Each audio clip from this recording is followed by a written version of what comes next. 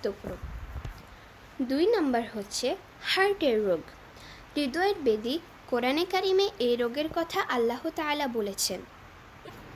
সেগুলো হলো কুফরির রোগ, শিরিকের রোগ, সংশয়ের রোগ, সন্দেহের রোগ, অবিশ্বাসের রোগ, অহংকারের রোগ।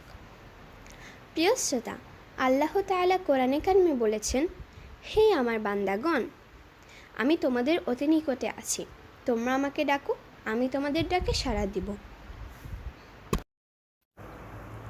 বিসমিল্লাহির রহমানির রহিম।